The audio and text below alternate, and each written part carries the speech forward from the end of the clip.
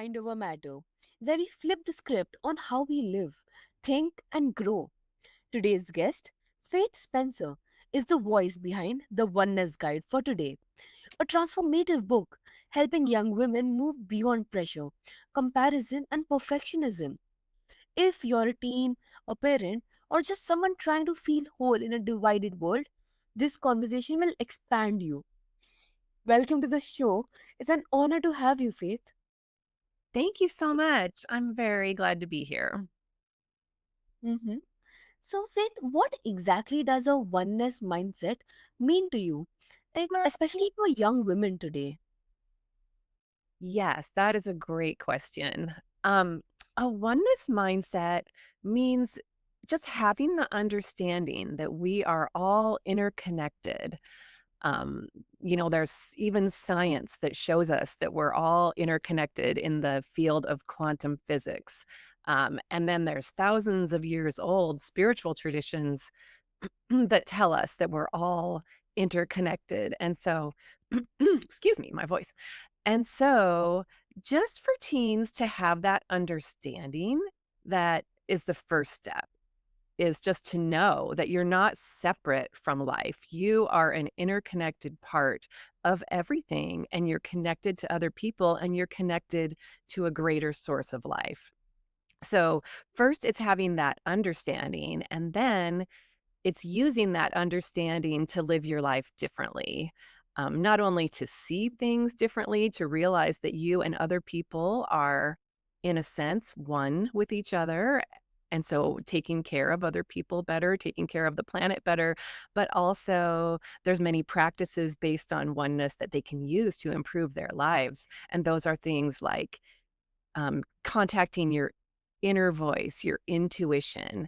There's manifesting, to create your own reality. And then also using forgiveness techniques to just help yourself feel happier because you and others are really interconnected. Techniques like forgiveness and many other techniques can help you just live a better life. Absolutely. And how is that different from the self love or confidence talk that's already out there? Hmm. Yeah, I think it is very different that I have not seen a focus on oneness in almost any teen book or the way that people try to help teens. It is very focused on self love, which is certainly a part of oneness because loving yourself then radiates out to the rest of the world. So it's certainly part of oneness, but I think the focus on being an interconnected self and going beyond the self is something that's really different from what's out there. That distinction is powerful, especially in a culture where self worth often sounds more like performance. Absolutely. Right. And that's what I'm wanting to help teens get away from. There's so many pressures. There's so much when you think of yourself as separate, there's a lot more stress. And the whole idea that you can turn within to find your connection to the universe or whatever you want to call it, to God, to you know, higher power, that you can turn within. You have access to your connection to everything within yourself. So I think that's really empowering. 100%. And how do you see perfectionism and pressure showing up in teen girls' lives today? Yeah, it's showing up in a major way. Teens are, of course, some of the first people to have their whole lives with smartphones and social media and the internet and all that access is just, causing so much stress, the comparison and always feeling like you have to compete with others. I think that's just really causing teens to have a lot more stress. I mean, the studies show it. They have soaring levels of depression and anxiety. And the World Health Organization just this year put out a report on loneliness, and it shows that whereas in the world, adults, people in the world, there's 1 in 6 people say they're lonely. In adolescence, sort of the teen years, 1 in 5 say they're lonely, but when it comes to adolescent girls, it's almost 1 in 4.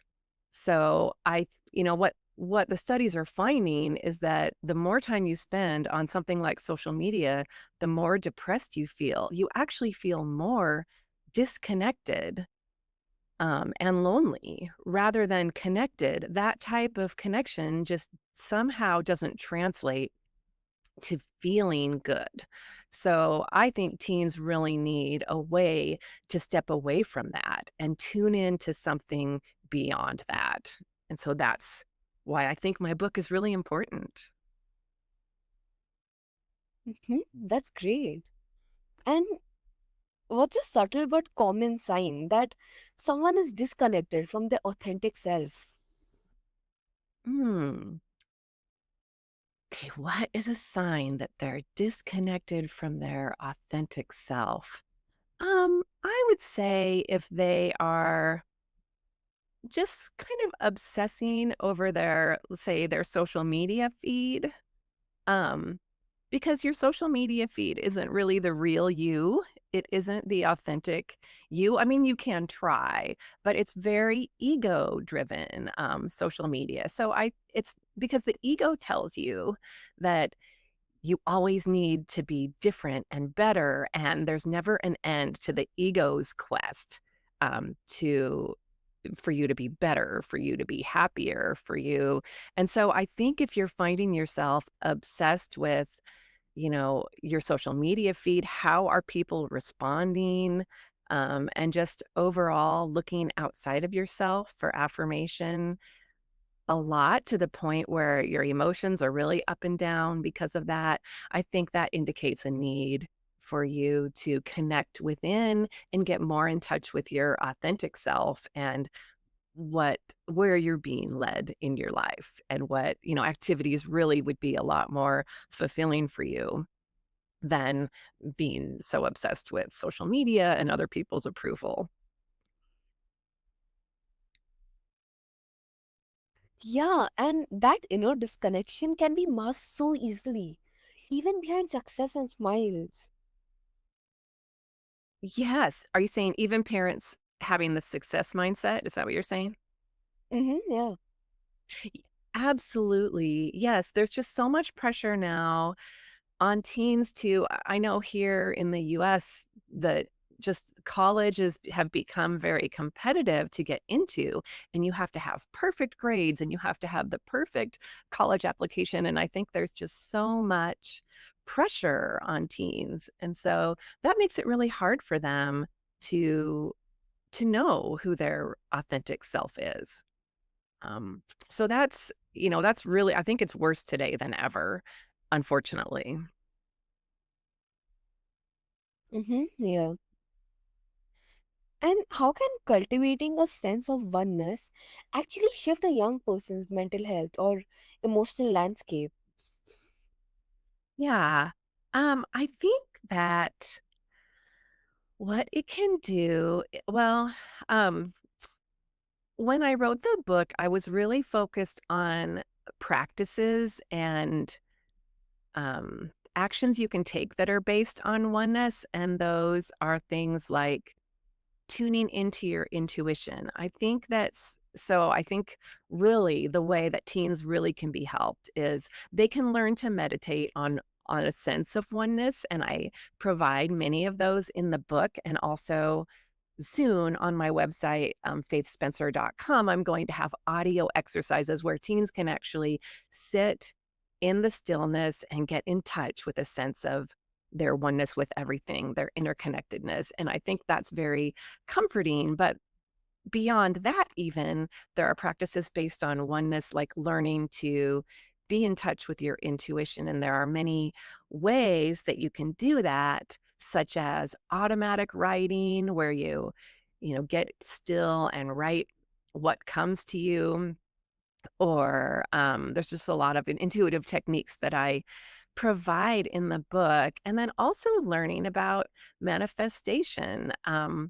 Because we are living in an interconnected universe, you can draw to you those things that you desire. You can lift your vibrations so that you are living more in alignment with the things that you want, with the good things that are out there. And so I think that a lot of the techniques like that, like manifestation, intuition, and forgiveness is often overlooked, but if you learn how to do forgiveness techniques is another thing I provide in my book, such as wishing others well, really genuinely sending them the wish that they are happy and that they're thriving. And I provide an exercise for this that uplifts you so that you are, in a better state of mind. So those are just a few ideas. Mm-hmm. Right. And can you share a story where a young woman experienced this shift? Um, well, I can share kind of the first thing that comes to my mind is actually a story of myself. So would that be good enough for now? Absolutely. Please go ahead. Yes, when I was a teen, I just tried so hard to do everything right. I tried to be kind of a good girl and do everything that my parents wanted and everything that society said would make you happy. So I was a cheerleader. I got really good grades. I went to a good college. I was in a sorority and I did a bunch of leadership positions in the sorority because I thought that if I did things that had status or made me important, that I would be happy. And so I really believed in what basically the system, like the school system and your society, I believed in what they were telling me that just do the things, check the boxes, and then you'll be happy. But what happened was it didn't work. At the end of college, I found that I was really empty and I wasn't happy. And even though I felt like I'd done everything right, I had a huge life crisis. Um, because I didn't know myself and I didn't really know who I was and I didn't know authentically what I wanted to do with my life actually. I just tried to follow other people's rules. And so I spent many, many years learning how to tune in to my intuition so that I learned some techniques where I could find out if something was right for me, and I just explored my interests, my authentic interests, and ultimately I had some health issues down the road, and I found a book by Florence Scovel Shinn. She was like a metaphysical speaker and teacher in the early 20th century to mid 20th century. And I found her book, and it's called The Writings of Florence Scovel Shinn. And she talked all about intuition and how you can visualize and also send forgiveness. And I used a lot of those techniques when I was having some health problems when my daughter was young. And I really felt like it helped. I visualized myself strong and I visualized myself healthy. And I did forgiveness techniques toward the people who had been really upsetting me in my life. And I really felt like I felt lighter and stronger and healthier. And it really worked. So ultimately, I found my way to an authentic life, but I needed to learn about a lot of the things that I include in my book in order for me to know my authentic self and live a life that's really aligned with who I really am. And so I think my life was a really good example and I wanted to share that in my book with my own daughter and with other girls that you don't have to follow society's ideas about what is a good life or what makes you successful. You need to go within and find those things that, make you you, So I did that. And so that was helpful. I also Another thing that I talk about in my book that I think is really helpful for people in finding their authentic selves is to find a sense of flow. Um, Flow is something that was coined. It's a term that was coined by uh, a psychology researcher, Muhali. What is it? Mihaly Csikszentmihalyi. He's a Hungarian American, and he found that there was an optimal experience called flow that people could have if they did certain activities that put them into that state, which is where you're challenged, yet you have the skills that match the opportunity, and it puts you into a state of kind of losing a sense of yourself and a sense of your physical boundaries and kind of merging with the universe in a sense. So, in my book, I talk about how people should be on the alert for a sense of flow and that those are the activities they're meant to do. And for me, that was writing puts me into a sense of flow. It always has. I've always noticed that. I completely lose track of time while I'm writing. So, and also now when I'm editing, because I edit books too. So, um, I think that for me, it's been really helpful to really do those things that put me into flow and to really focus on that for a career.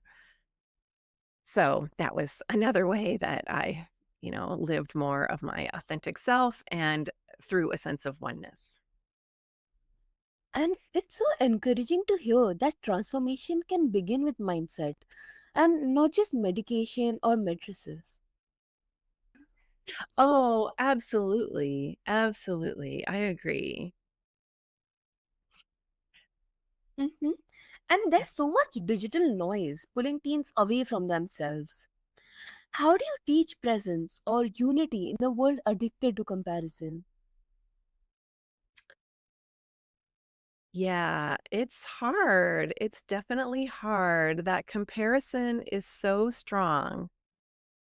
Um, a sense, teaching a sense of unity is just learning to step away from those situations where you're comparing yourself and just go within, take some time to sit with yourself. I think we've really lost the ability to do that these days. I think all of us, and I think these devices really pull us away from that. So finding the quiet and finding, you know, a way that you can like talk to yourself and work with yourself. I provide a lot of ways, like you can do a self appreciation exercise, which means that you list the things that you appreciate about yourself. Um, you can write them down or you can just acknowledge them to yourself and really focus on that. Like, what do I appreciate about myself? And then also, what am I grateful for? Finding those small things that you're grateful for. I think just shifting your focus toward what is really good and what you are doing well, and also sending love to those parts of yourself that you judge or the parts of your life that you judge. Just purposely sending like an energy beam of love to those situations or to some aspect of yourself that you're comparing with others. If you're saying that, oh, this is wrong with me, that other person has more. Well, find what is good about yourself and appreciate that, and then send that love to the parts that you're comparing. And then I think forgiveness techniques are really helpful to send forgiveness and love to those who you're comparing yourself with. Because on some level, you're like maybe resenting that person for having more than you and so, or thinking that they do. And so just send them the wish that they thrive, that they're genuinely happy, that they have everything they want. And then what teens find is that then they feel more uplifted. You can take control of that to uplift yourself rather than feeling at the mercy of all the stimuli that's coming in that's making you compare yourself in a negative way. So Uh-huh, that 100%. yeah, so those are just some specific techniques that I think can really help for anyone. But it just, you have to take the time to pull away from the world and be with yourself and, sit with a piece of paper or sit with some meditation music or, or have a book or some meditations or a book like mine, the Oneness Guide for Today, that you can use to just recenter yourself because you don't have to stay stuck in comparisons and those negative feelings that come up with that. Hmm. And that simplicity might be the exact antidote we are overlooking in all our striving. Yes, I agree. I agree. There's so much striving, but in there's a very famous book in Taoism called the Tao Te Ching. Tao Te Ching actually is the way you say it. And there's an idea of the Tao that there's like a flow to the universe. There's a right time for everything and there's effortless action. In Taoism, there's a term called wu wei, and that means effortless action. It's action that arises from within you. So the idea in Taoism is don't make a move until your inner self guides you. And so, you're talking about the pressure that people respond to and live their lives um, based on. Instead of that, you can live by the Tao a little bit more. I know it's hard. I know teens have deadlines and, grades that they're trying to get, but you can still follow more of a flow of life. Like what feels like it's in the flow right now? What feels like I'm being moved to do this right now? I think if you follow the Tao in your life, and I talk about that in my book too, more and just move from a sense of being moved rather than always responding to pressure. That's really helpful. Definitely. And how can adopting a oneness perspective ripple out, like beyond the individual, to create a better world? Yeah, quantum physics tells us that we live in an interconnected universe, that we there's something in physics called quantum entanglement, which is that when um, a particle who's been with another particle, then they are separated. If they are in proximity and then separated, they remain entangled. And so there's this underlying field in the universe that connects everything. And so to some extent, we're all entangled and intertwined with each other. So if you do things that make you feel better and uplift change your mindset, change your perspective to something more positive. And if you are doing things to uplift yourself, that radiates out to affect and uplift everyone in a sense, because from an energy perspective, we're all linked to each other. So everything you can do to make yourself feel more whole, more healed, more um, in a state of kind of happy, peaceful oneness, then that actually helps everyone else too. And that's the kind of quiet revolution that doesn't make headlines but reshapes generations. Absolutely. Absolutely. I love the way you said that. Yes. So it's very exciting. To me, it's exciting to get this idea out there about oneness and our interconnectedness, and it gives us more power. Actually, It does. yeah. And in So a world, yeah, no, go ahead. I was thinking, in a world telling young women to be everything, maybe the most radical thing they can be is whole. Thank you, Faith, for offering a compass to oneness in a time of fragmentation. If you're listening and something inside you softened or sparked, follow that. Authenticity isn't found, it's